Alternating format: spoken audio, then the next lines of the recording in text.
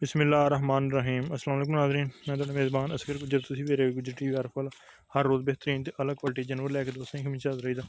अज माशाल्लाह बहुत ही खूबसूरत एक छोटी दी वीडियो लैके हाज़र होए हैं।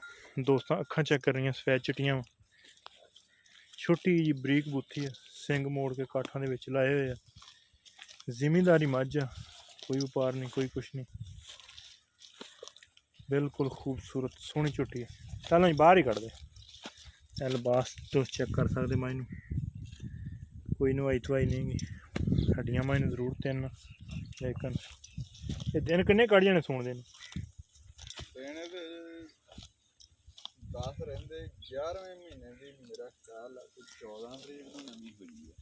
अच्छा 11वें महीने 14 तरीक नूं अते मसन दिन पूरे होने चाहिए। हाँ 10 रहिंदे अज 5 आ। हाँ जी ते 14 नूं इहदे दिन। अच्छा 14 तरीक नूं दिन पूरे होने, सही हो गया। हड्डियां झोटी नूं 2 और 3, खुड्डा बड़ा खुला वा, पूरी मुठ मुठ का थान, पुछल बिल्कुल बरीक है धागे वर्गी, मेले लाई फिरदी थल्लों, धुनी कोली का निशान ही है नहीं, थान मुठ मुठ,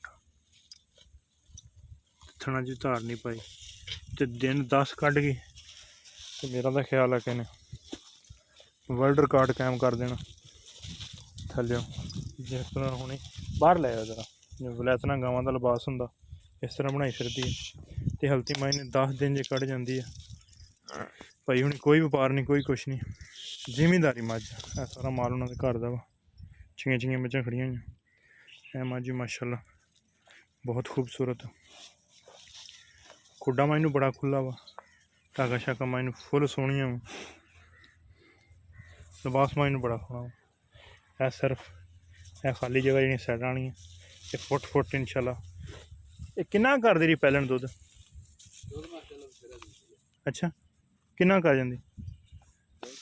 पौन लाउण ना 5-6 सिर तो मैं टाइम दा चोंदा रहा, कोई वंडा नहीं, कोई कुछ नहीं। 5-6 सिर बच्चे नूं पड़ा के या टोटल? हाँ बच्चे नहीं प्यार किन्ने छड़दा सी थान अगले दो पिछले चों? पहले अगला पिछला सी ते मोड़ के जिन्ने बच्चा वाता गया वहां। अच्छा पहले अगला पिछला पढ़ाते रहे हैं, हाँ बाद च हाँ ठीक हो गया।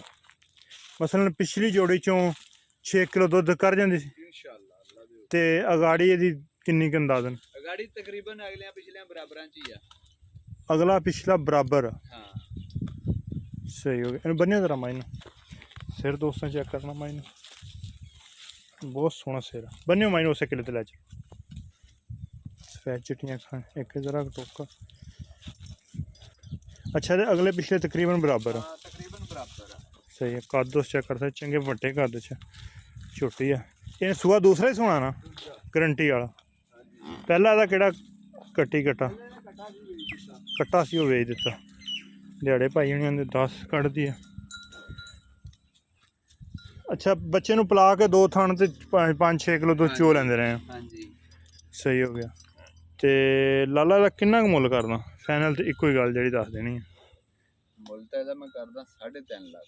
अच्छा जी ਤੇ ਅਖੀਰ 3.30 ਤੋਂ ਘੱਟ ਮੈਂ ਮਾਈ ਦੇਣੀ ਨਹੀਂ। ਇਹਦੇ ਗਾਹਕ ਸੁਬਹ ਵੀ ਆਏ ਸੀ अच्छा ਤੇ ਉਹ ਵੇਖ ਕੇ ਚਲੇ ਗਏ। ਤੁਹਾਨੂੰ ਦੱਸਿਆ ਵੀ 2.60 ਦੀ ਇੱਕ ਲੈ ਗਏ ਆ, सही है। ਕਹਿੰਦੇ ਭਾਈ ਇਹ ਸਾਥੋਂ ਭਾਰੀ ਆ। ਅਸੀਂ ਵੀ ਭਾਈ ਉਹਨਾਂ ਤੋਂ ਆਪਦੇ ਵਪਾਰ ਆਪਦੀ ਰੂਟੀਨ 'ਚ ਆ ਕੇ ਮੱਝ ਦਾ ਮੁੱਲ ਪੁੱਛਿਆ ਵਾ, ਭਾਈ ਉਹਨਾਂ ਨੇ 3.5 ਤੇ ਫਿਰ ਇਹਨੇ ਇੱਕੋ ਹੀ ਸਾਨੂੰ ਮੁੱਖ ਦੀ ਗੱਲ ਮੁਕਾਤੀ ਵੀ 3.5 ਤੋਂ ਘੱਟ ਮੱਝ ਨਹੀਂ ਵੇਚਣੀ। ਇੱਕ ਵਾਰੀ ਇਹਨਾਂ ਨੇ ਸਾਨੂੰ ਕਹਿ ਦਿੱਤਾ ਕਿ 3,30,000 ਤੋਂ ਘੱਟ ਮੱਝ ਨਹੀਂ ਵੇਚਣੀ। ਮਾਸ਼ਾਅੱਲਾ ਬੜੀ ਖੂਬਸੂਰਤ ਝੋਟੀ ਆ, ਹਰ ਤਰ੍ਹਾਂ ਦੀਆਂ ਵੀਰਾਂ ਨੂੰ ਕਰਾਤੀਆਂ ਤਸੱਲੀਆਂ। ਖੁਸ਼ਲ ਬਿਲਕੁਲ ਬਰੀਕ ਆ, ਪਿਛਲੇ ਦੋਵੇਂ ਪੈਰ ਹਲਕੇ ਹਲਕੇ ਸਫੈਦ ਆ, प्योर नीली है, घर दी है। ਹਾਂਜੀ केड़ी माई दी? ਮਾਝੀ ਵੇਚੀ। वो माझी बेचती। अच्छा सही है। सिंगियां बरीक आ, कैमरा शायद को थोड़ा जा खुला सिंग पर नहीं, खुला नहीं है, निक्की निक्की सिंगी है।